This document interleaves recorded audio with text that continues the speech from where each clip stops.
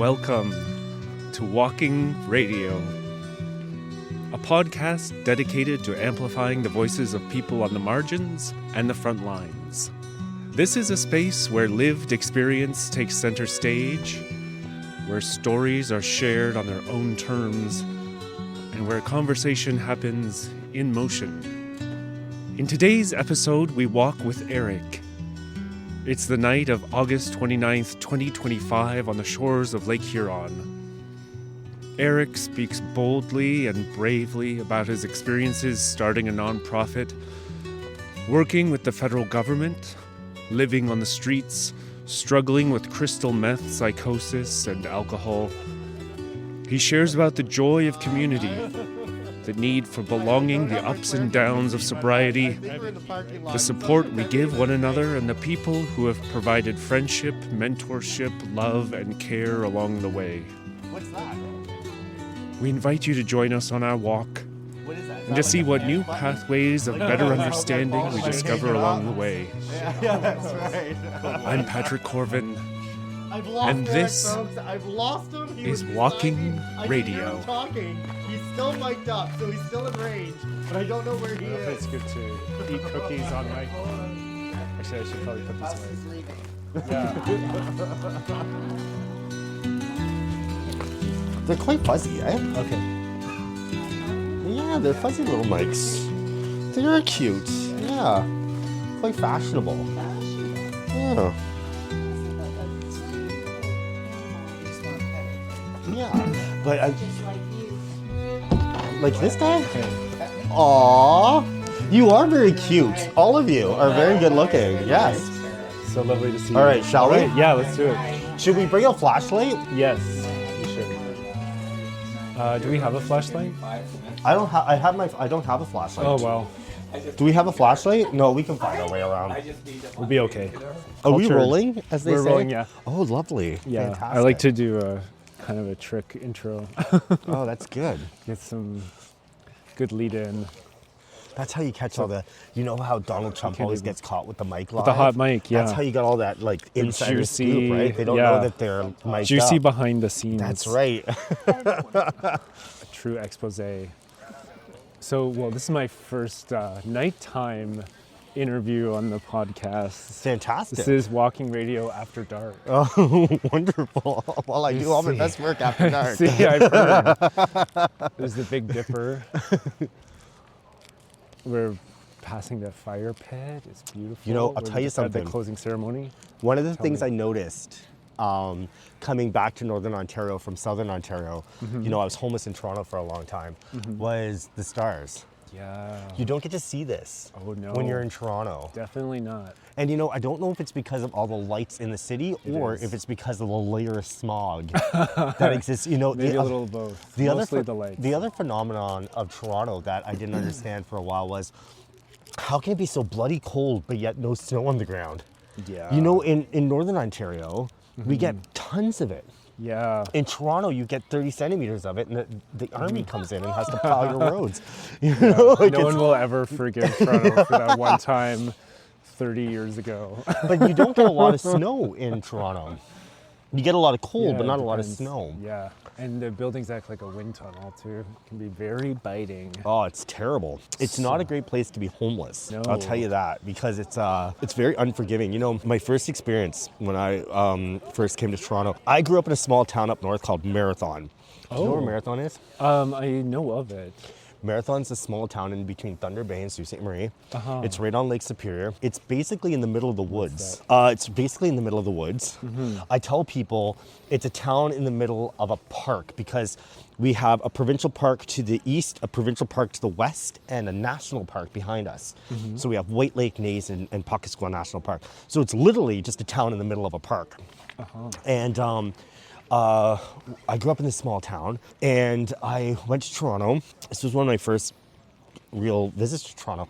I think I was 17 years old. And I'm sitting naked with this guy in his apartment, and he was this hippie, and I can still remember it like it was yesterday. There's a lava lamp in the corner, and we're smoking a joint together, and he goes, be careful of Toronto because it'll chew you up and spit you back out. Yes. And I never really understood what that meant because I was a young gay kid. I was like, true. Toronto's awesome, you know, like, Yeah. because that's what we think as young gay men, is that Toronto is like the place to escape and find yourself. And it certainly can be that, you know, there's a possibility for that. But unfortunately, far too many times we get lost in the noise. And young people like me, like when I was a young, like when I was a student, I was on a roll in school. I had my own office at the public library when I was 16 years old because I ran the community access program. I helped I helped ODSP, OW, EI, and youth learn this new skill called the internet. Oh, I don't know if you've ever heard about it. Is that the on-road to the information superhighway? It was called CAP at the time, Community Access Program. Oh, you're talking about what the internet is? Yeah. Yes. But the government of Canada had made an announcement in 1998. Was it 1998? No, it would have been longer than that. Like 2000, maybe early 1999, 2000.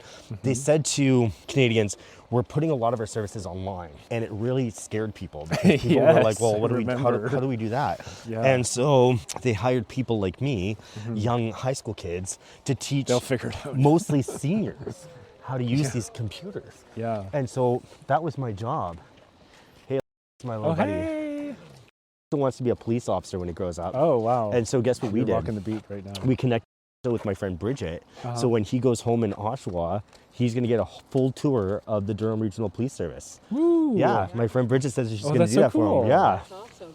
Fun. I say they should just lock him up and throw away the key, but What? apparently No you can't way. do that to kids Never. anymore. You little bugger. Goodness.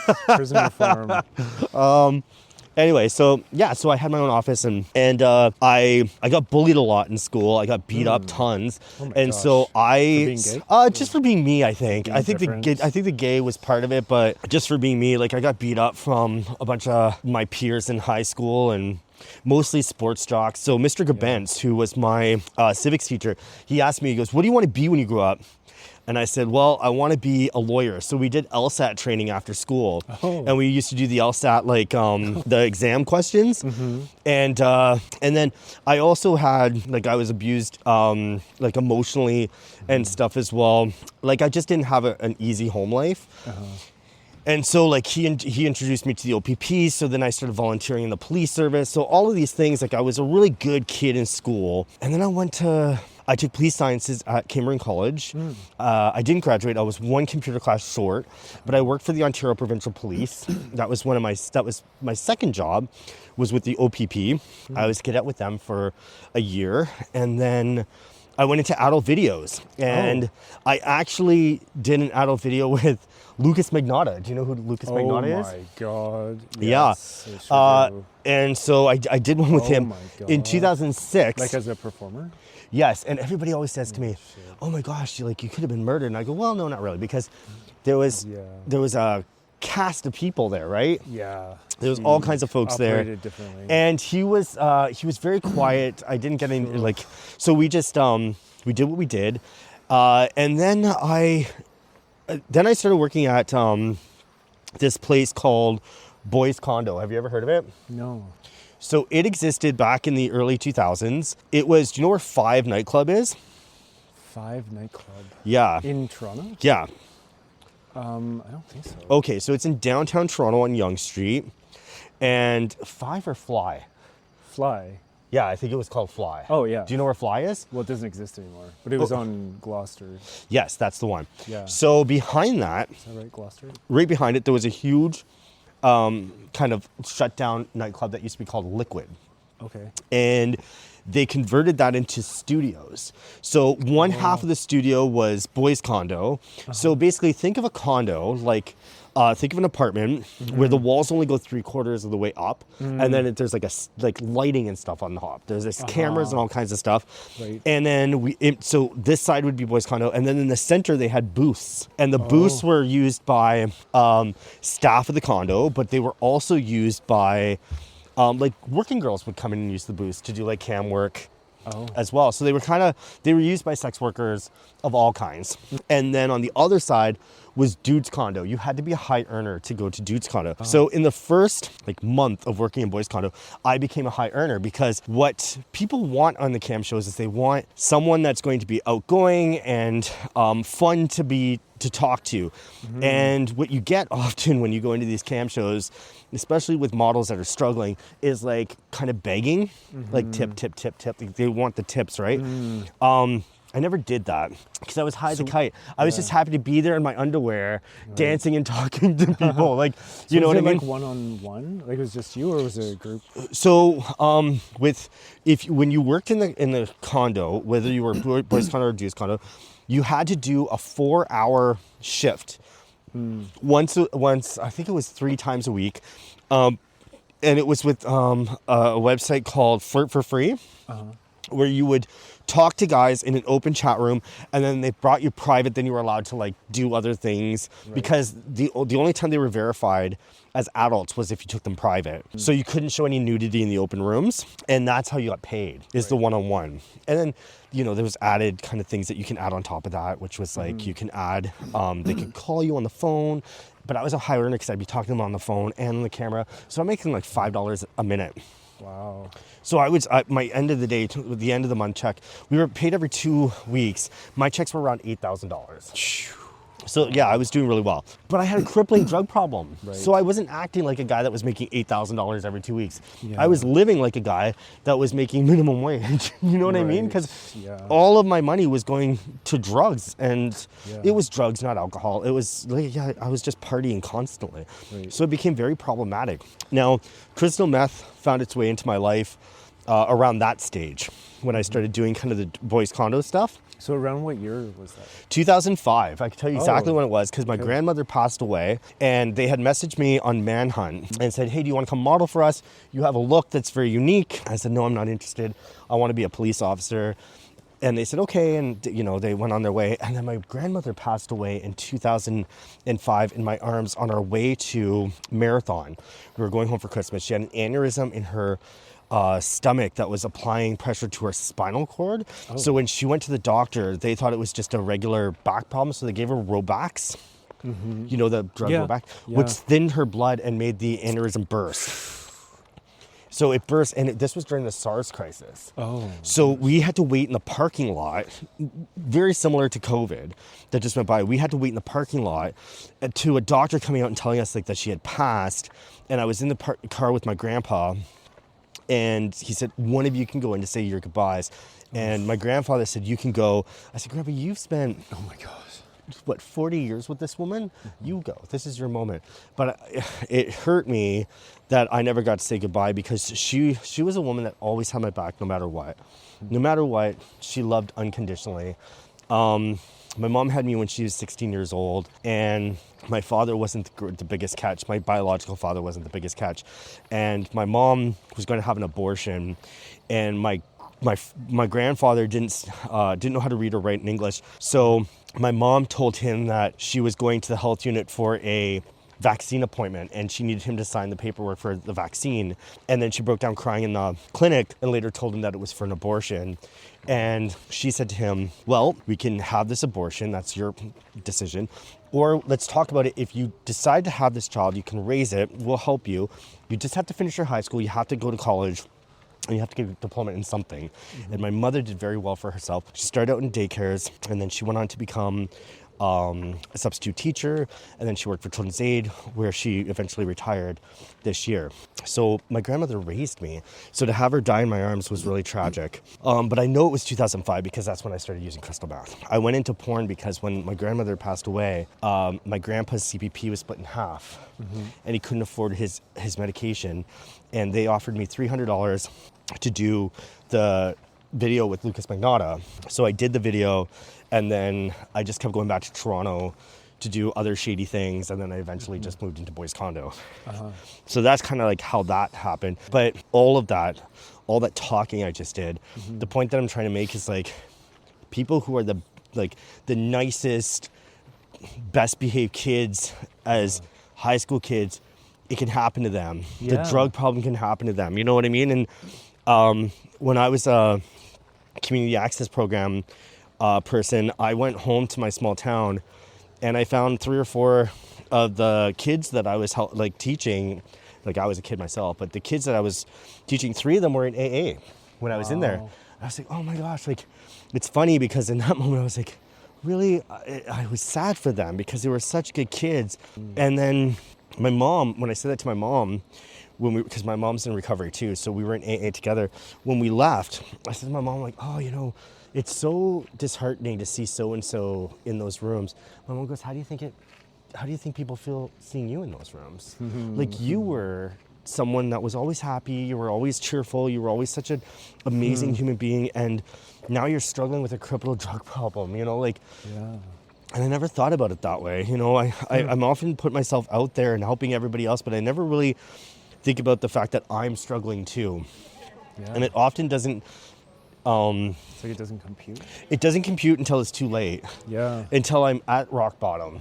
Right. And then I'm forced to kind of climb out from the bottom. Do you know what I mean? Yeah. I'm also a victim of multiple sexual assaults.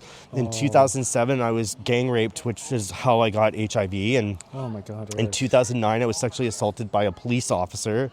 And then just recently, in July of this year, I was sexually assaulted, and I tried to kill myself last month. Like, I took a bunch of pills, and I was in the hospital for 4 days. Oh my gosh. Last week, we found my little cousin hanging in a tree. His funeral is next week. You know, like, I've got all these things going on in my life, and I try to just not let it show, because I want to help. Like, I would made never guessed you've got all that going on.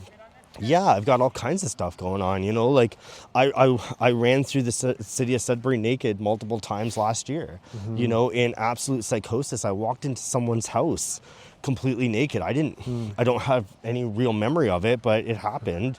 And it's just like, you know, it's things like that. Like, it doesn't, I try to help as many other people as I can. It's even coming here to this camp.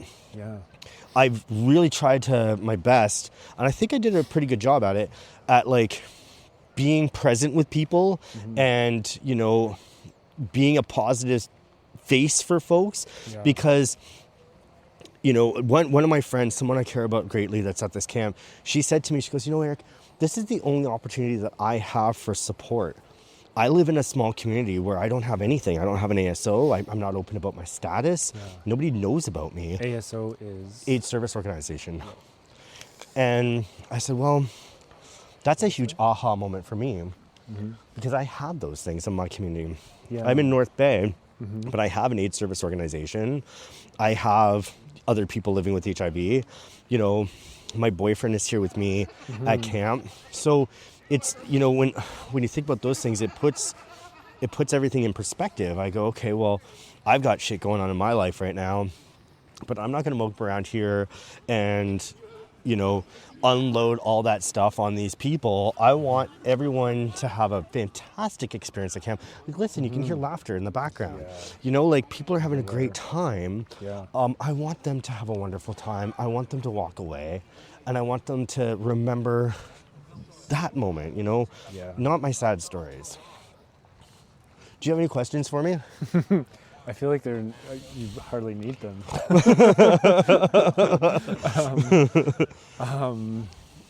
Well, on the podcast, the topic of stigma often comes up, because the theme, the central focus of the podcast is to amplify voices from the front lines and from the margins. I feel like I have something I'd like to say about that. Please. I am very open about the things I've done in my life, using drugs, you know, being homeless, being a sex worker, walking around naked, all of those things. I stayed at someone's home. And I mentioned to you earlier that not on, you know, this recording, but I'll say it now. I work for the federal government. And, you know, I was staying at someone's house who is very active in the HIV community. I used to be very active in the HIV community. I was a youth worker for the AIDS community of Durham. I was the gay men's sexual health worker for Radio Access Network in Sudbury. I sat on the board for HELCO. I was on the board for the Canadian Positive People Network. You know, just lots of involvement. And I've been sidelined a lot, especially in the ASO world. You know, I've always been treated as like, oh, that's just Eric, you know. But, and I asked this individual, like, and what she said to me was kind of shocking. She goes, well, the reason why you're sidelined so much is because you overshare.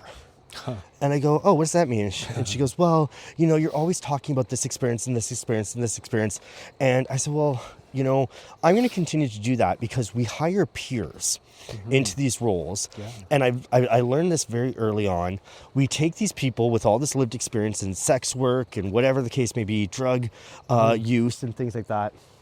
And we put them in. Good night, gentlemen. Good night. Have a great night. It was really good to see you. Nice to see you. We'll see you tomorrow. Yeah, I hope so. Absolutely. Good night. Good Sweet night. dreams. Sweet dreams. What are these things? Oh, we're recording an episode. Oh, sorry. You have a great night. No, it's great texture. Sweet dreams. Anyway, we put these marginalized people in these really important roles. Like, I had no experience in anything except for being a homeless gay kid in Toronto, and I was made the youth outreach worker for the AIDS Committee at Durham. And I can tell you that my very first day sitting there, I spun around in my chair, and I didn't know what I was doing. And it wasn't until Dane Record, the Black African Caribbean outreach worker, who is now the executive director of the AIDS Committee of Peterborough, basically came up to me and he opened up a desk drawer and he goes, this is your Schedule A. This is a list of all of the things that you have to achieve as part of your program, and this is your Schedule B. This tells you how much money you have to spend and where you're allowed to spend it. You cannot change your Schedule B, but you have complete control over your Schedule A. Read through it, pick out what the deliverables are, so the main points that you promise the government that you'll do, and then create your own Schedule A, because this is someone else's Schedule A. The person that had this role before you made this. These aren't your skills. Do this, figure out a way that you could do this work using your skills. And I did that. That was my first day. And I was like, wow, you know, that's when I figured out that I could really make a difference. I took the posse to a whole other level, so much so that the AIDS Bureau caught wind of it, and I ended up out in Sudbury. Anyway, but it's things like that, you know, like, but I learned that if the Dane Records of the world aren't there, then the Eric Cashmores of the world, we never get ahead. Do you know what I mean? Yeah. Because we're always put in these tokenized roles without any support. Right. I had a lady that worked as a coworker of mine in Sudbury, and she was hired because she was a native sex worker and a substance user. And she was hired on as the coordinator for the SWANS program. The SWANS program is the Sex Workers Advocacy Network of Sudbury, SWANS. And she came into my office and she said, hey, how do I send an email in Microsoft Word? And I thought, wow, okay, that gives me a really good idea of how much knowledge you have. And so I sat her down and I said, okay, what do you know about everything in front of you? You know, she's got her phone, her computer. She goes, I know that button turns on my computer and I can dial a number. And I go, okay, well, the first thing we got to do is we got to teach you how to check your voicemail. And I got to teach you how to set a voicemail. I taught her how to open an Outlook screen, how to compose an email, how to set a signature. We don't think about those when we hire someone on. We just assume they have those skills, but peers don't have those skills. You know, when you're out sucking dick in the street, you're not like, oh, I got to set my away message for my Outlook. You know, like that's, you're not thinking about that kind of stuff. And we don't train. Using the right font. We're not training peers in that way. We assume they have basic skills. And then what we do, which is even worse, is once we've hired these peers, we say to them, okay, you're allowed to be a drug addict, but you better not talk about being a drug addict. And you better not... especially not the nitty-gritty of it. Yeah, you better not get high while you're working. You better not... Your drug problem had better be in the past. You know, I remember at one of my workplaces, I won't say which one, because I really don't want to... you know, signal it. But it was an AIDS service organization where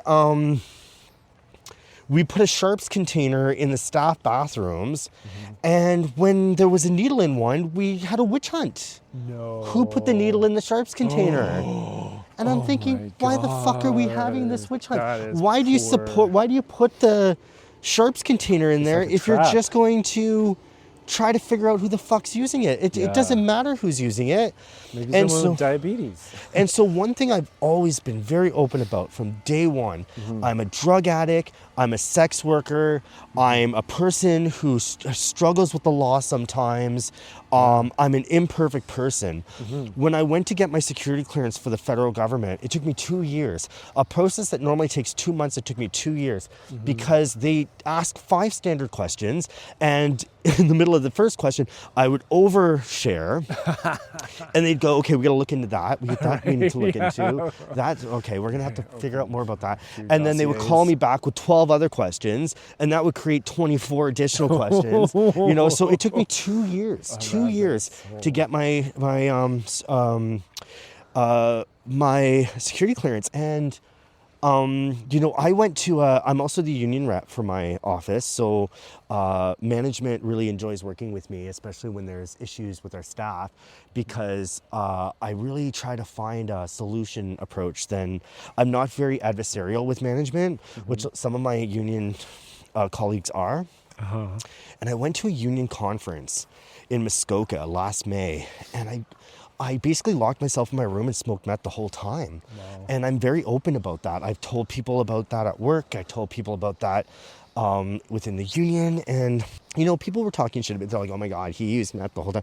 And one colleague, she says to me, she goes, Eric, you really shouldn't be so open about your drug problem because they're going to find a way to fire you. And I said to her, they haven't done it yet. Yeah. I've been here for 3 years and they paid for a whole ride to Homewood. I'm not trying to say that I don't want anyone at work to hear this and be like, oh, he's getting a pass because he's a drug user. That's not what I'm trying to say. When we talk about stigma, I think it's really important that we talk about drug problems. And I think it's really important that we talk about drug problems in the workplace because anybody can be struggling with a drug problem. I work with colleagues who call me up on my own personal time all the time and say, I had this one colleague. She said, I come home and I drink 2 bottles of wine every night, but I'm still a good fucking mom. And I'm afraid to get help because I don't want to lose my kids. And I keep telling her, there's a difference between being an alcoholic and being an abusive mother.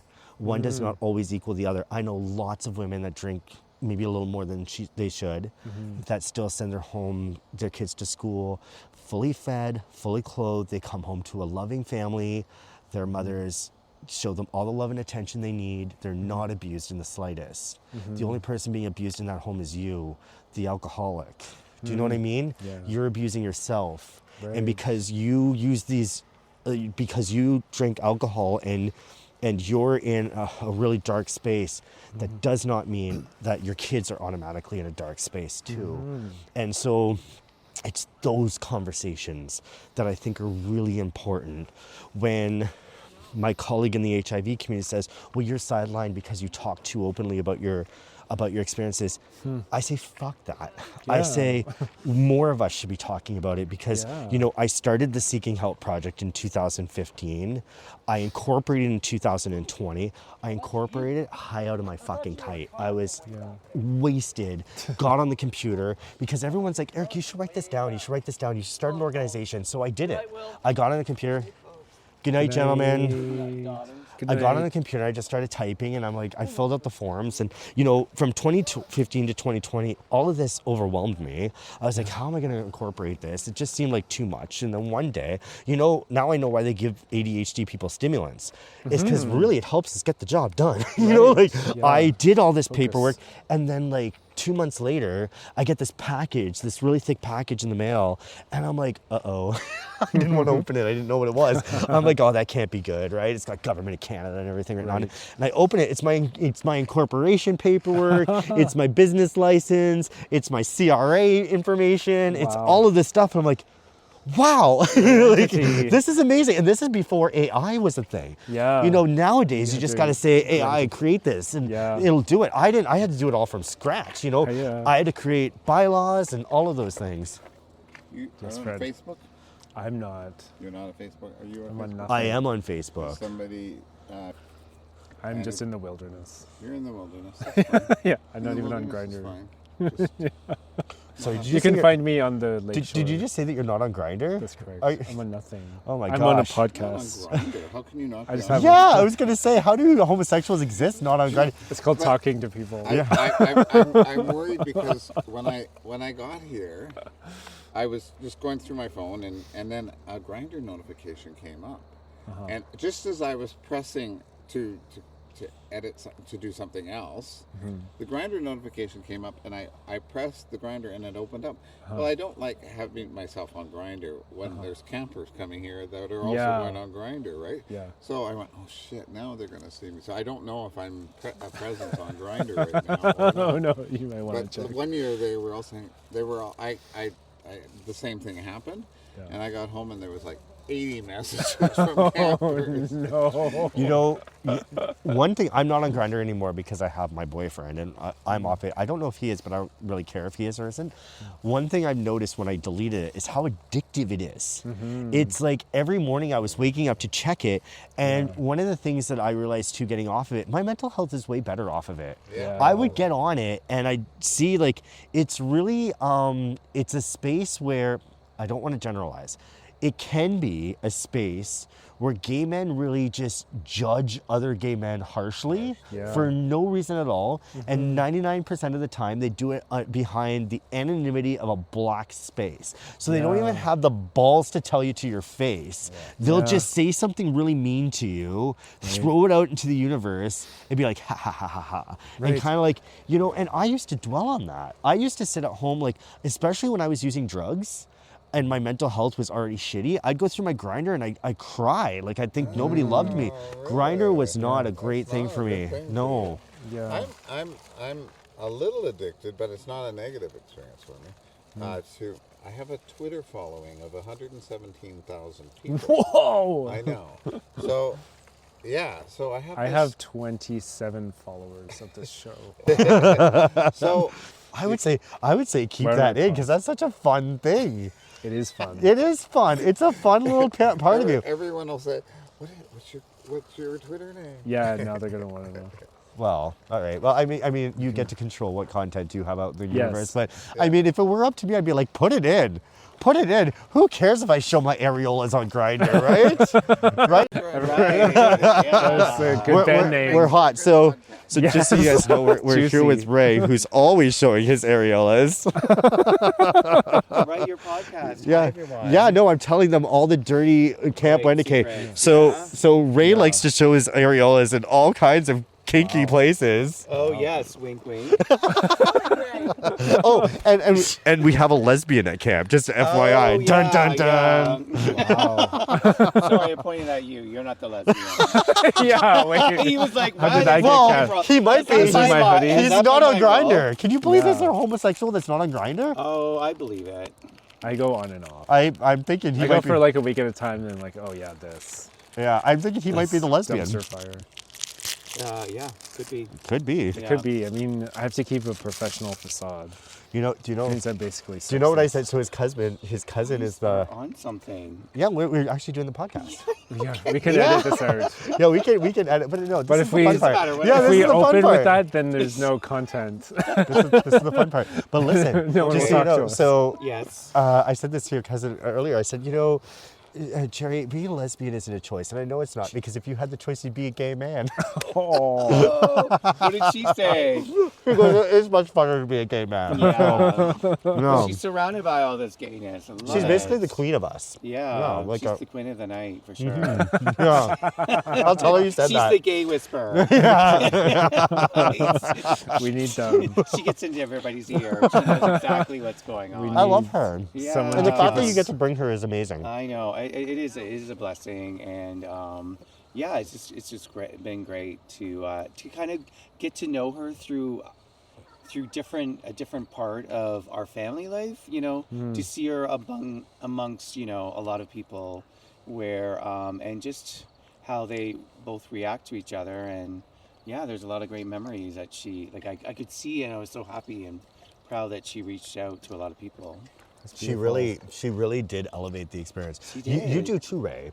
You do too. You're such a it's a sweetheart. bridge over troubled waters. Do you know what's hilarious? I say to Jay, "You're my bridge over troubled waters. I'm the troubled waters." Yeah. Yeah. Did you hear? You weren't there at the beginning because I dedicated it to you. Did you? No, I wouldn't do that. But I was thinking when you're on the streets, I was like, okay, brother. No, just joking. I wasn't.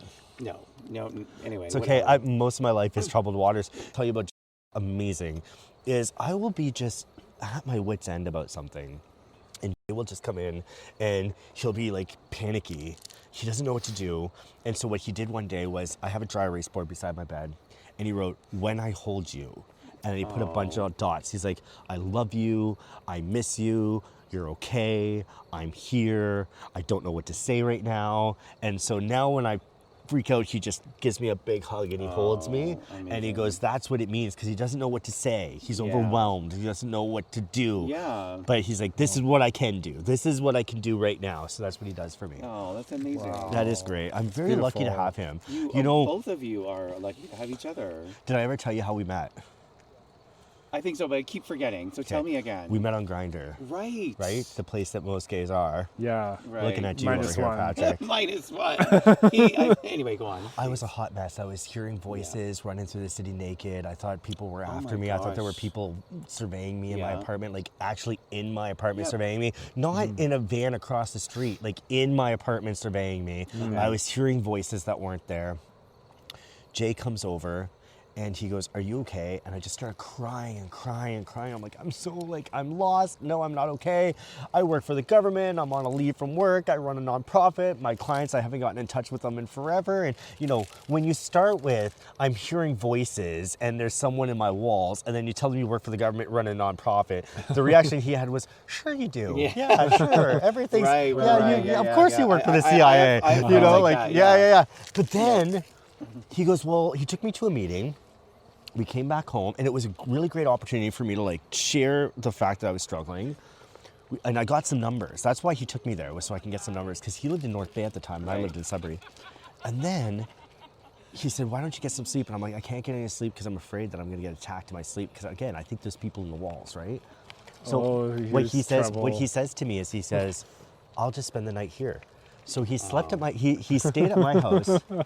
He stayed at my house for, Someone's up to something here. You said at your house. hold on, he stayed at my Friend house of the for 2 podcast. days. Yeah. And then My wife he went and he got groceries for me. Oh my gosh. And he came wants back us with a to bouquet of pause. flowers and groceries. Amazing. The guy's amazing. Thank I've known you. him for a couple of years now, and he We can just amazes sniff it me out. every time. Like, Oh, he has such good a night. great heart, and he's beautiful. You're both beautiful inside and out. You're so smart, and you like, I mean, you know, French and all that kind of stuff, which is great. And Pitsy Pep. Okay, all right. Nice to see you. Great to Bye, see Ray. you, Ray. Have a good night. Where are you going? Anyway, sorry about that. No, that's all. Do you want to walk this way? Yeah. I am loving this. Oh, great. I'm This loving it too. podcast thing is fun. This is You know, awesome. I want to do this, but like I want to, you know what it would be a Well, you great could podcast? help. Bantering with someone. That's exactly what I do. So there is these two people in Newfoundland. good night. One is an actual, like a cisgendered woman. The other is a drag queen. And they call it shooting the shit. Oh yeah. Have you seen it? No, but I don't know why I said it like They're that. fucking hilarious. That sounds I great. watch them all the time. I'm They more just, of a listening base. They just talk about people in Cape Breton.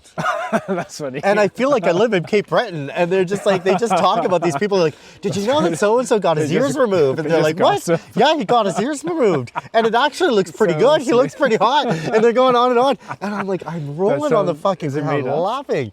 No, it's like real it's real stuff. stuff. Yeah.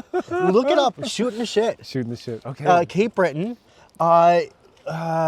Facebook. If you look it up on Facebook, you'll be able to Okay. find it real quick. That's nice. And to anyone listening to this podcast, look up Shooting the Shit All on right. Facebook. I don't know how you feel Cross-promotion. about cross-promoting Oh, another totally. podcast. That sounds great. But this is definitely have no- it's a queer-friendly podcast. So That's I great. don't think you'd have any problem well, with people tuning in. this one is totally non-commercial, non-monetized, so it doesn't. There's no competition. Oh, I don't great. make any money off this.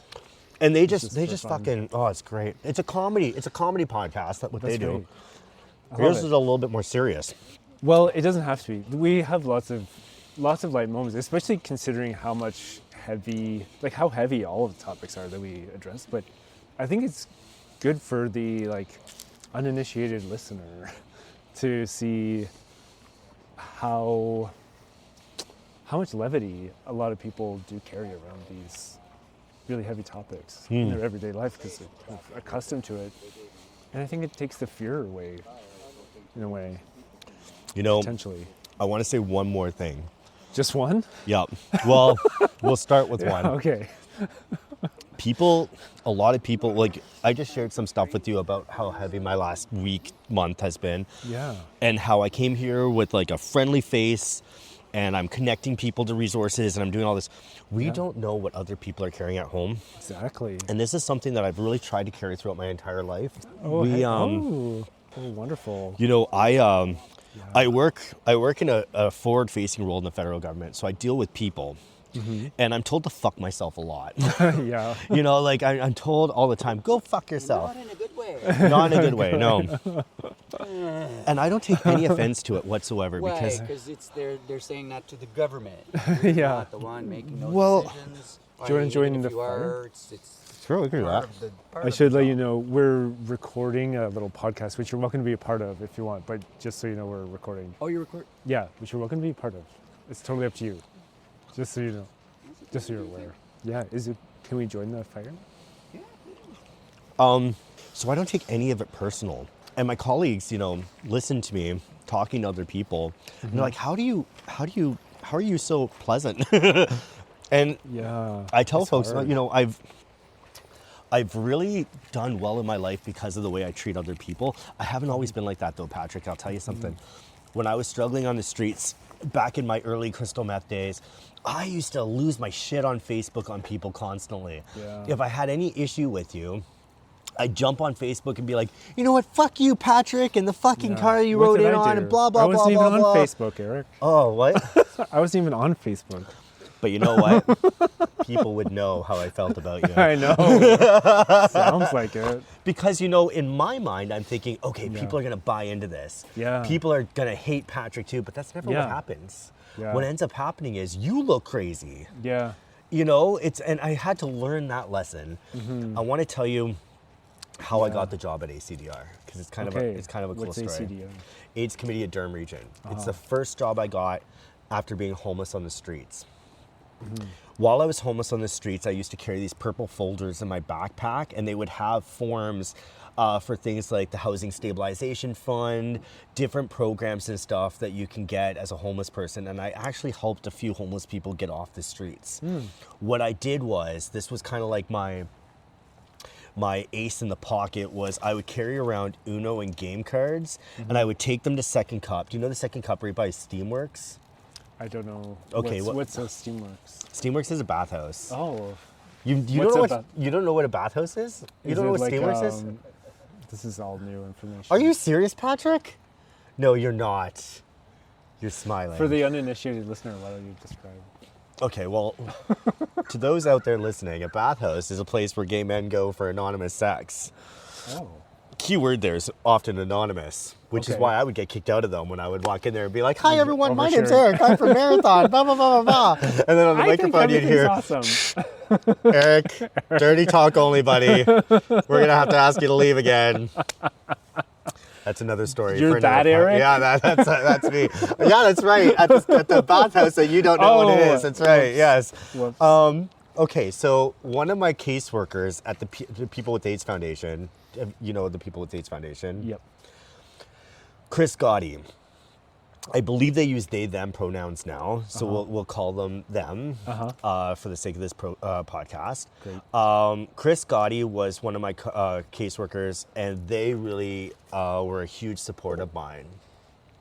And I was out there helping other people. I ran a board games night at Woody's for homeless people. Really? I got a bunch of board games. I went out. I spoke to the owners of Woody's and Sailors. They said, yep, you can have it on a weeknight, but you can Wow. only have Sailors. Woody's will be open. We'll put the metal fence, the metal doors that close off Woody's from Sailors. And we can't serve alcohol because I wanted to be open, and they didn't feel it was safe to serve alcohol to these marginalized folks. So I said, okay. And so around what year was that? That was in about 2012, 2013. It was in Out magazine. Oh, wow. Yeah, I invited a reporter to come do a thing on it. That's so awesome. Anyway, Chris Gotti said to me, Eric, you have a bit of a reputation. I also kept applying to aid service organizations because I wanted to be like a youth worker. I wanted to work in the field because I felt I had the same skills as they did, and I was being sidelined. Yeah. So Chris, one day, she said to me, she goes, they said to me, they say, Eric, you have a reputation in this city, the city being Toronto. It's a And big I'm like, city. pray tell. It's a couple And they million said to people. me, well, your reputation is that you're a brilliant person, highly intelligent, and you're kind of like a ticking time bomb. We don't know what we're going to get out of you. Are we going to get crazy Eric? Are we going to get happy loving Eric? Are we going to get pissed off Eric? If we say the wrong thing to you, are you going to jump on Facebook and just completely razz us out? What's going to happen with you? And I went, oh. And they said, you got to fix your reputation. And reputations are hard to fix, but you can do it. So they gave me a pathway on how to do that. The first thing they told me to do was get a binder, start collecting reference letters from all the places that you've gone and done things for, such as the board games night. Any newspaper clippings that you can collect, put that in there. Any certificates, aid service organizations, nonprofits are constantly offering free training for certain things. Do as much free training as you can, put it in the binder. Any volunteer work you do, get a letter, put it in the binder. So I did that. I put my little binder together. It wasn't that thick at first, but I had a little binder together. I was also on the board for Helco at the time as well. Wow. And I got this little binder together, and then they said to me, the AIDS Committee at Durham Region is looking for a caseworker. And I've talked to Adrian Betts, who's the executive director out there, and we've arranged for you to get an interview. So off I go. I actually remember I hooked up with the guy on Grindr the night before to get clothes to wear to the interview because I didn't have any clothes for the interview. And he offered me, he gave me a shirt. That was why you hooked up with him? No, I hooked up with him and he just happened to have the same size clothes as I had. And so he gave me a shirt and a tie and some dress clothes. And so I got on the bus and I interviewed on Halloween because I remember this. I went to ACDR, I'm sitting in my little chair, and there's a table in front of me, and there's Adrian, who is the executive director, Dane Record, the person I told you about earlier, the Black African Caribbean worker, and Tiff. Tiff was the manager of social services, direct client services is what we call them. Okay. And the first question they asked me is, Eric, why do you want to work for the AIDS Committee at Durham Region? And I just started crying my eyeballs out. Wow. I'm like, I'm homeless on the streets and I'm helping so many people and I can't get off the streets and I just want to get paid for the work I'm doing. And Adrian said, let's stop this. Come on outside. I want to talk to you. So we go outside. He gives me a cigarette. He has a cigarette. And he says to me, in his Adrian way, do you know Adrian Betts? No. Adrian Betts is an Irishman. Uh-huh. He kind of sounds like a leprechaun. He looks like Santa Claus. Okay? And he says to me, listen, mate, I'm going to do my best Adrian impression. It's going to be shit, but I'm going to try. So far it sounds He goes, Australian. listen. I need you to channel an Irishman, okay? Listen, mate, I can't give you this job. And I said, well, why am I here? And he goes, well, you're not a registered social worker. I need a registered social worker. I did this as a favor to Chris to give you experience interviewing. What do you think I did? I lost my shit. I went home. I jumped on Facebook and I blasted him on Facebook. Oh, no. Because this is what Eric does, right? Yeah. Well, Chris gives me a call and goes, listen, Are you the one that gave social justice a bad name? social justice? Yeah. What do you mean? As a concept back then. The pejorative social justice warrior. Probably. That was all you. I've done a lot of things for the good, and I've probably taken us back 20 years in the process. But this is a good example of how people grow and learn, and how people need to be given. If people go, well, you got 1 second chance, that's all you get. No, we need multiple chances to get better because every time we fall on our face, we get a little bit better every time. If you go on my Facebook now, it's very pleasant. I'm not telling anyone There's a lot off. to be said. It's a little bit crude, my jokes that I throw on there sometimes, but it's not like I'm not bad. I would never. And I will also say this: the last 2 jobs that I was fired from, I went online and I wrote very positive posts about them because I got fired because I had done something that, I got fired from Radio Access Network in Sudbury because I went to a conference in Toronto, got high, and didn't show up for work for 2 weeks. Right. I mean, you can't really argue that. Yeah. And Richard Rainville was the executive director at the time. He's no longer the executive director there. He gave me so many opportunities. You know, he did support me in a big way. And I don't think he wanted to fire me. Like, I think it really hurt him to fire me. I think that was a big decision he had to make. And I don't think he enjoyed any second of it. And so when I came back, I was heartbroken to have lost that job. But I wrote on the internet, I went on Facebook and I said, you know, I'm humbled and privileged to have been able to do this job. Richard Rainville supported me as much as he possibly could. You know, that's the kind of, like, you have to give credit for the work that people have done for you and not just focus on the outcome. You know, outcomes are a shared responsibility. You know, in some cases, it was just my fault. I'm the one that didn't show up for work for 2 weeks. I did the same thing for Adrian. You know, after Adrian fired me, he asked me, can you come back and finish your O-chart reporting because we don't get funding unless we have your numbers. And I did. And I even volunteered my time to do it. I went back and I did my O-chart reporting. You know, say what you will. I will say that the circumstances where I got fired from ACDR was shady, and I still hold a bit of animosity towards that. But I don't hate Adrian. Do you know what I mean? Like, I recognize that he had to make a decision based on the information he had. I think in hindsight, he probably would have made a different decision. That's another conversation for another day because it involved interagency politics. Right. Do you know what I mean?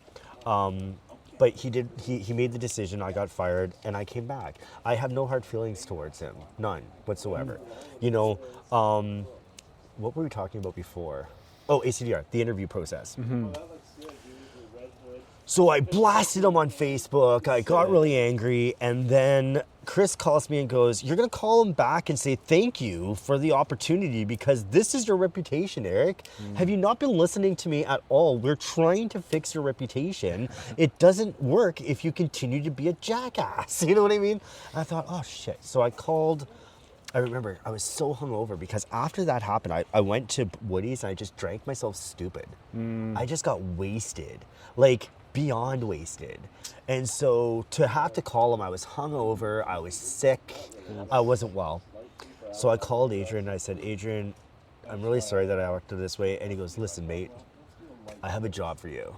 And I will tell you, I've talked to some people in the community and, you know, everyone's told me not to do this, but there's just something about you. I'm going to give you a chance. He actually said he saw a lot of himself in me. He goes, I was a young person like you that was very... The thing for me is if I perceive there to be an injustice in something, I can't control myself. I just want it fixed. You know what I mean? Like, that's who I am. So he goes, do you want to be my youth worker? I'm looking for a youth worker. You've got lots of energy. I feel like the young people would really migrate to you and be able to help. You'd be able to help a lot of our youth. It could be a 1-day assignment. It could be a 2-week assignment. My youth worker's on leave. Whenever she decides to come back, the job is hers. I said, okay. It ended up becoming permanent. I worked there for 2 years. Wow. And I loved it. And then I went to Racial Access Network in Sudbury. But that's how I got that job. You know, like, I didn't go to interview for the job that I wanted to be the caseworker. Well, I found out it wasn't actually a job at all, and I lost my shit. I did the normal Eric stuff, and then through all of that, I still got a job. You know what I mean? I tell people this all the time, like, I have a criminal record, and I work for the federal government. I told you this before, that I took 2 years for me to get my security clearance for the feds. Yeah. People get afraid to put their applications in. They go, oh, there's no way I'm going to get this. But I tell people, like, if I got too afraid to put myself forward for things, I'd never have a job. I wouldn't have gotten off the streets. I would never be working for the federal government. I wouldn't be running a not-for-profit. You know, like, all of these things that I've done in my life, I may not be excelling at all of them. You know what I mean? I'm not going to say that my life is perfect because it's clearly not. Like, I'm still struggling. I'm only 6 months sober today. You know? Oh, congrats. No, well, I mean, as of today, I'm 6 months sober. Actually, the 20th is my anniversary. So the 20th of every month is my anniversary. So I just got my 6-month chip before I came here. But, you know, I tell everyone this. Put your name in for whatever you want to put your name in for, because you don't know who's receiving that application and what experience that person has. You know, my manager with the federal government is so willing to work with me because he himself is a caring, loving person. You know what I mean? I also have to be honest about this. I've been told many times, if I had a different manager in the federal government, I probably wouldn't have gotten the same treatment. So it's a big wheel, right? Yeah. It's a big political conservative wheel. I just really lucked out that I have an awesome manager. Yeah. You know, and I'm not trying to, I don't get special treatment. I want to make that very clear. I don't get special treatment. I'm brave in my pursuit for things, and I'm unapologetic about my life experience. I've struggled a lot in my life. I'm a drug addict because I've been sexually assaulted multiple times. I've been abused. I've had the shit kicked out of me multiple times, and I keep getting back up. I keep getting back up. If we look from the beginning, crystal meth served a real purpose for me. It allowed me to do sex work without any real problems, and it also allowed me not to have to sleep and eat. Corrected a lot of issues. When my life got better, the drug addiction never went away. So I had to work extra hard to get that drug problem to go away. It would creep into my life at the least opportunistic, and it would, one of my reputations today is Eric does well, and then he sabotages himself, and then he finds himself back at the bottom, and then people kind of laugh at me for that. They're like, oh, look, Eric fucked up again. But what they don't understand is I keep getting back up. You know, it's not the fact that I'm a fuck up, it's the fact that I'm a resilient guy that's not afraid to get back up and try again. A lot of people just fall down and stay down. Yeah. That is never going to happen to me. You know, and I've had shit happen. Remember when I told you I went to that conference in Toronto and I got high and I didn't show up for work for 2 weeks? I was at a conference, a provincial strategy conference, and I went to the first day. The second day I didn't go, and the conference was about gay men who use drugs and how we need to take care of one another. And I was walking down the street, middle of February, in shorts and a t-shirt, freezing my ass off, and the coordinator of the conference went, hey Eric, didn't even ask me if I was okay. I'm like, dude, I haven't been at your conference it wasn't until I got home and I lost my job and stuff. I'm like, you know, we talked this talk about supporting one another and how we have to help gay people. But this is another example of once you become a staff member, you better not be a drug addict anymore. You know, all of those lived experiences better be out the door. We just want your skills. We don't want any of the messy stuff that comes with it. Right. Well, I'm sorry, you don't get one without the other. And the Seeking Help Project really aimed to address that. I will tell you 90% of my clients with the Seeking Help Projects are ASO workers. They're people that work in the HIV sector who are working as either volunteers or peers or frontline workers who are struggling in their role, and they've called me because they need support, and they call me because they know that I've been through it. You know, they call me, you know why they call me? Because I'm very open about the fact that I've ran through the city naked. The things that I'm sidelined for are the things that people really look at me, they turn to me when they need help. Not because they think I'm a fuck up, because they're like, well, you know what, this guy keeps getting back up. You know, I wish I could show you my Seeking Help email. It's very confidential, it's very private.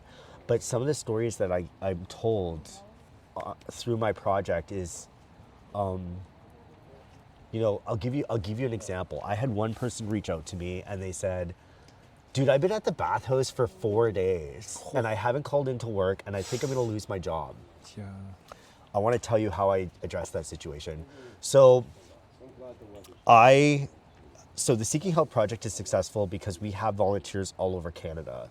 So what we do at the Seeking Help Project is no one is a staff member, no one is paid. So what we have is I have a nurse, I have actually a few nurses, I have outreach workers, I have social workers, I have all kinds of people that volunteer for the project.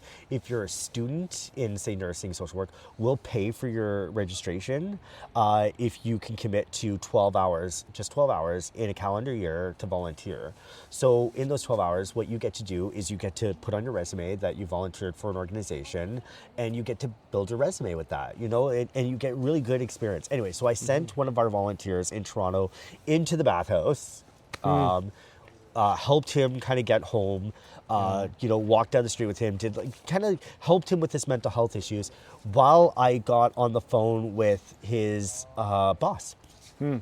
And I said, listen, so-and-so is struggling, not doing well, and they think they're going to be fired. And what we did was we created a safe space for them to go back to work to. That's what the Seeking Help Project does. Because 99% of people who suffer an addiction, it's the unknown of addiction that people really struggle with. One of the workshops that we do with the Seeking Help Project is we will sit down with an organization and we call them the group norms. So the first set of things that we discuss is, if I'm struggling with a mental health or addiction issue, these are the things that I can do. These are the people I can reach out to. The second set of kind of group norms that we come out to is, if my colleague or my friend is struggling with an addiction or mental health issue, these are ways that I can approach it.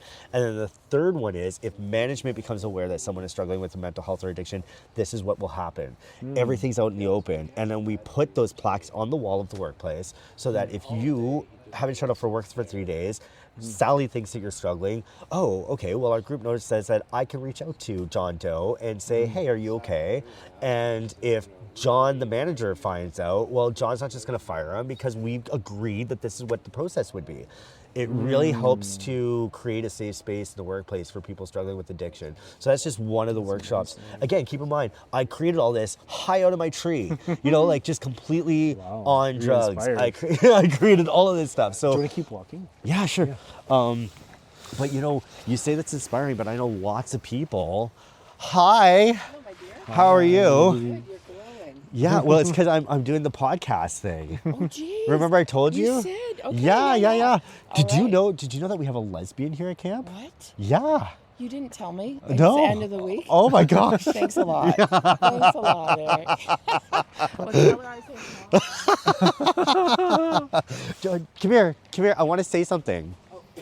We ran into your cousin while live on the podcast. No. And yeah, we did. And we did talk about how wonderful you've been and how you elevate the experience for people who are here.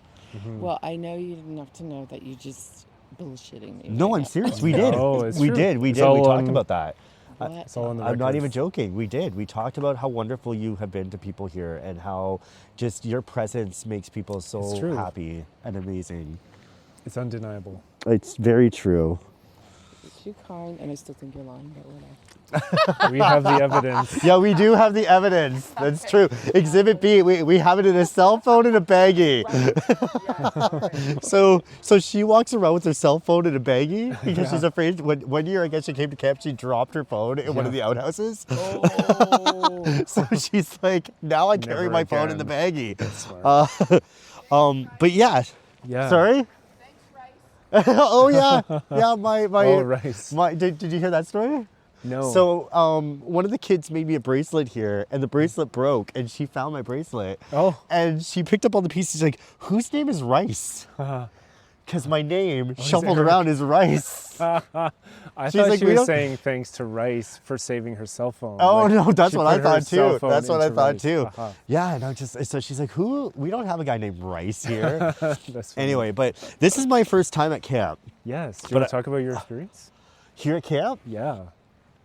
I was instantly impressed, to tell you the truth. I'll tell you, when I knew this was going to be awesome is when I showed up. Eric, we love you, but turn the radio down a little bit.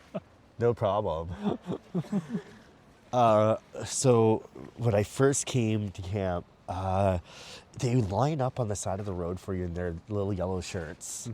And the bus is led in by a go-kart, a golf cart, sorry, with bubbles flying out of the end of it. Oh, I didn't know that. And I was like, oh my gosh, this is better than fucking Wonderland. Like, it's so much fun. And then I get into the dining hall, and, this guy hands the staff this bag full of change, equaling up to $500. Yeah.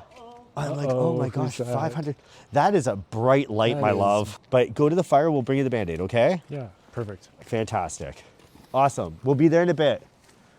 Sorry about that. That's okay. What was I saying? Oh yeah, so there's the bubbles, and then this guy hands this guy a bag of money and $500 in change. Yeah. And he tells me, he goes, I want to tell you something about that guy. He's he doesn't have a lot of money himself. He lives in poverty, and he shows up every year with a giant bag of money. And I'm like, that to me made me feel like, oh my gosh, like, what am I doing? I know I do a lot, but this guy, it gives you perspective. It really humbles you, Collecting recyclables. Oh my gosh, yeah, like just doing all year round. And then he told a story at the fire pit. I'm like, oh, like he also has his own personal struggles going on too.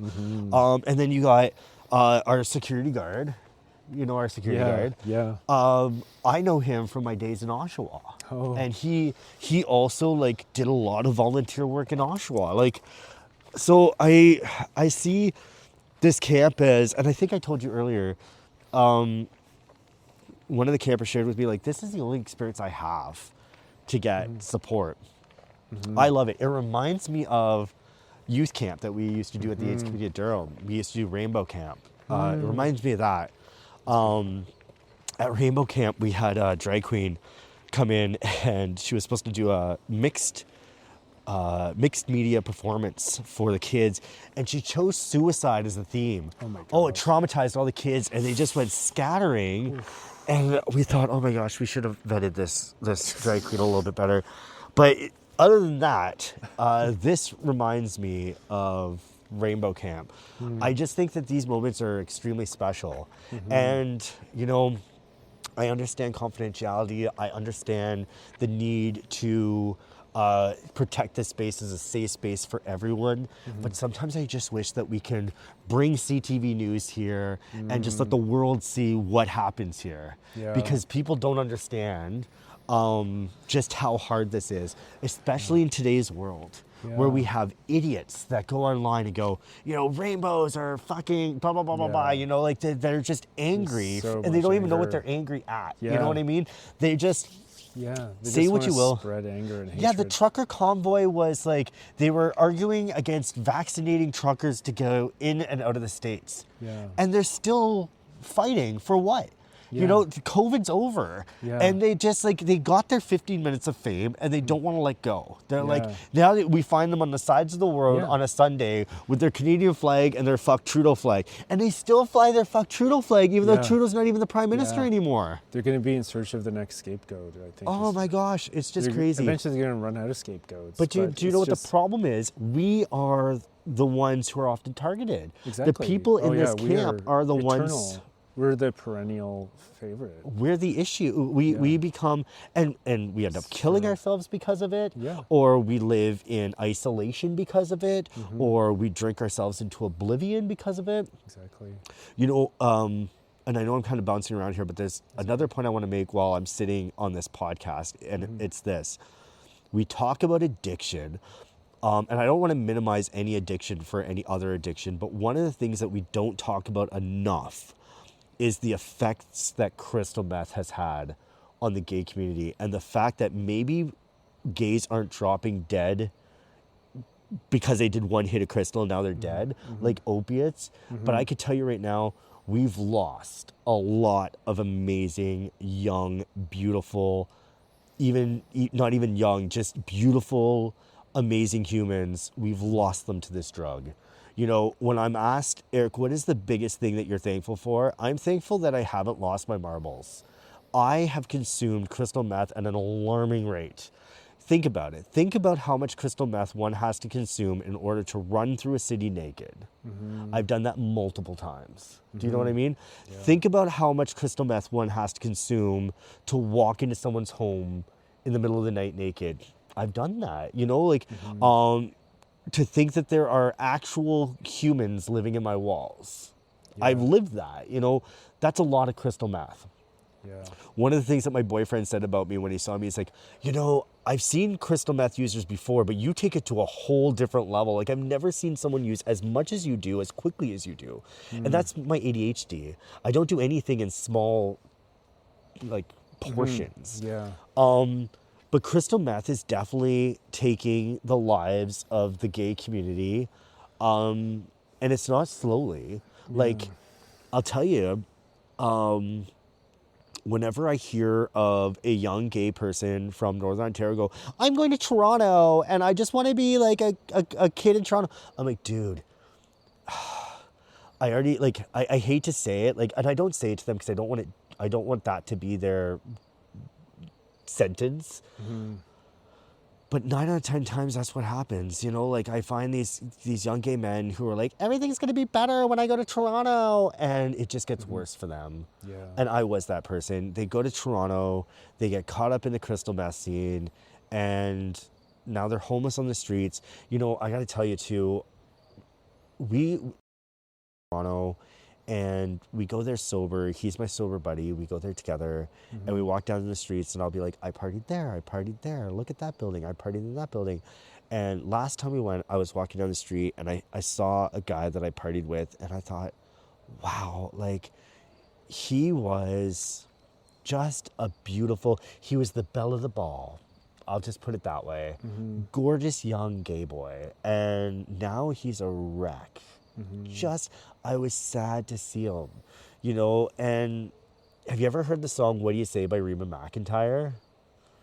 What do you say in a moment like this? I bet you didn't know this was going to be a live performance. Oh, please. I can't sing, but What Do You Say by Reba McEntire? When you get a chance, play it, because really that's the words that come into my mind. It's like, what do you say to show someone that you care about them, that you really want the best for them, without making them feel like shit? Yeah. Do you know what I mean? That's the problem. Because I could tell you that when I'm struggling and I'm like strung out, and people come and they're like, oh, I'm so sorry that this is where you found yourself. That doesn't make me feel any better about myself. It actually makes me feel like a complete failure. And, you know, people go, I'm not judging by, well, you're judging, you know, like, what do you think would make you feel better? Yeah, and the question, I think so many people struggle to, but you know, find the right words. And I can help with that. The right words are you okay? How can I help? Yeah. Those are the things that you say. Because if you say, if you put something on them, they have to carry that. You get to walk away, but they have to carry that. They have to carry that burden of like, now I feel like shit because so-and-so. And, you know, I've even had experiences where, I was high on drugs, but I was still kind of feeling okay. And then I felt like complete shit because I ran into you and you put that like, oh, I'm so sorry that you're in this situation.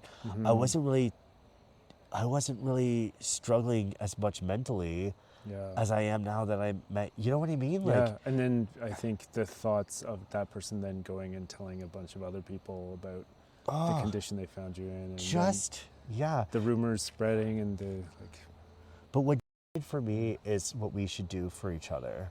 You know, are you okay? If the answer is no and they start losing their, you know, start crying and rambling, just listen to them. Absolutely. You know, don't try to make heads or tails. Even if everything they're telling you is complete bullshit, just listen. Because often in psychosis, it's true to us. You know, so just listen to it, be present, and then even if like just giving them a place to sleep for the night is what you can do. Or, you know, I'm not saying that everyone should take someone in because I know that's a lot to do, but like just make sure that person is safe. You know, if they choose to go out, and most people who use drugs will do that, they'll be like, well, I don't want to stay here. I don't want your help. That's fine too. Yeah. But the whole like, just ask, are you okay? How can I help? Yeah, you know, such great guidance. Those are the two things that I tell people. That's the thing that we need to hear when we're struggling, because anything else can come off as a judgment, and it can really hurt. It does hurt. Yeah, it really does hurt. Does. Yeah. Yeah, especially I think for people like yourself who have like led very rich lives and have this long history of demonstrated success in multiple areas and have like really served the community in enormous ways, to then, you know, to stumble and to have that sense that somehow all those accomplishments are now erased, that you're like beyond redemption. I think that can sting so much. And you know, we have to be mindful of how we treat each other, because even, I'll tell you, when I fall, I pick myself up, but it's not easy to do. No. And it's made much harder when other people put their judgments on you, and when people we can be cruel in a lot of different ways. Yeah, and or they oft- trivialize how hard it is to get back. They say things like, "Oh, I know you're able to just turn it on and off like a switch," but what they don't see is like the 1,000 attempts. Yeah, how hard it is to get up. Mm-hmm. The other thing too is, to all the gays out there listening, be nicer to each other on Grindr. Oh, totally. Just because it's a sex app, that does not give you the right to be a dick. Yeah. Because honestly, most people are on there. Yeah, a lot of them are looking for dick or ass or whatever it is that they're looking for. But at the same time, they're human beings with feelings, and those feelings are often very frail. Most people, I would argue on Grindr, not all, but most people are vulnerable. That's why they're on there. They're looking for companionship. People forget that sex is a form of companionship. Yeah. Although people are expressing Connection. themselves in a sexual way, I can tell you that when I was high out of my tree, I wasn't looking so much for sex. I put sex out there, but I just wanted a warm person in bed with me. I just wanted a warm body laying with me in my bed to tell me that everything was going to be okay. And I found that in my boyfriend today, and I'm very thankful for that. But a lot of people were really mean to me. In a really big way. And the other thing too is like, my HIV status is not something that you get to use as a way to trigger me, or to, as a way to, how do I say this? If you have an issue with me or anybody, don't use their HIV status against them. It's like using children in a custody battle. When Right. you use the children to get to the mom, or to get you using my our HIV status against us as if it's something that's wrong with us isn't fair. No. It's not fair, because a lot of us got this disease in a way that was traumatic, and we didn't ask for it. I don't think anybody at this camp asked to become HIV positive. Yeah. We all became HIV positive through a circumstance, whether that circumstance be that we were born into it, or that we, happened to get it through some sort of interaction. But a lot of times, this is why it's most predominantly found, or it is predominantly found in gay men, is because we can get HIV just by being intimate. Just through intimacy. Substance users who use substances, who share equipment, that's a community, that's a way that that's how people come together. I can tell you right now that when I was using last summer, like last year, I found myself in the tents of the homeless people.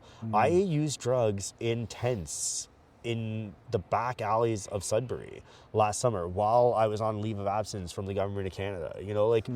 Those were my people. I found community there, and I heard people say we just got robbed yesterday. Some guy showed up here with a knife and took all of our stuff. Those were my people. And so those are the ways that HIV finds itself. It's through sexual interactions, through drug interactions, through birth. But when we look at the ways that people can get HIV, it's often through connection. Yeah. That's how people get HIV. And then to use the HIV as a way to get back at people, or to really dig at someone, you're turning something very intimate that happened to us, and you're saying, well, you're making it seem like we're less than you, and we're not. Right. And that's the big part of it that I think is really important. Also, it's really important not to tell other people about someone else's HIV status. That's their story to tell. Totally. And you know what? I accidentally disclosed someone's HIV status once. I didn't even realize I'd done it. It was very, I had hooked up with someone who had hooked up with a friend of mine, and I had told that person that I was HIV positive, and he said to me, well, isn't so-and-so HIV positive too? And I said, yeah. Oh. And Slip. it was a slip. Yeah. The way he asked me, he made it sound like he already knew, but... And I felt terrible about it. We have to be very careful about talking about other people, because even in it can slip sometimes in ways that you don't want it to. Yeah. So we have to be very careful. Yeah. I don't know if there's anything else to say. Well, you shared so much. It's so awesome. This has been really fun. You know, can I tell you something? Yeah. I wasn't sure if I would like to walk around with you with a mic on. Yeah. I would, you know, when I think of a podcast, I love the idea of sitting with a mic in front of me Right. and like bantering back and forth with a person. I've enjoyed this. Great. But I would love to like I just really sit enjoyed it down too. and like banter with you another time if we could. yeah. If there was any other topic that you wanted to talk about, Sure. let me know. I would love to do that. That sounds like fun. The conditions still apply. I'd like to get flown out first class. Okay. I would like a really fancy green room. That's It no problem. must smell like lavender. Yeah, all right. no problem. I would like a charcuterie out for me. Like a really nice cheeses. hotel. Yeah. You know. What kind of cheeses? Well, you know, I'll leave let you you at that. decide. Okay, yeah, no but I problem. will judge you harshly if you get it Okay, wrong. that's Okay. fine, yeah, And I a won't. really, really nice hotel. Sure. And if you mess up on any of those things, I will go on Facebook and blast the shit out of you. All right? It's a deal. Fantastic. All right. Well, Thank you Patrick, so much, Eric. I really enjoyed this. This has been a lot of fun. Do I just love give it. this back to you now? Yep. Fantastic. Thank you so much. How much did these things cost? A lot. But Yeah. totally worth it. Yeah. So Years of enjoyment there. Thank you for joining us for this episode of Walking Radio. Walking Radio is non-commercial, always free, and is powered by stories that are too often ignored. The Seeking Help Project assists frontline service providers with mental health and addictions. It is a grassroots, nonprofit organization committed to promoting wellness in the workplace through education, mediation, and individualized case management. Please consider donating to Seeking Help by navigating to their website at seeking-help.com. That's seeking-help.com. I'm Patrick Corvin. Please join us again for our next episode with radio that listens and stories that move.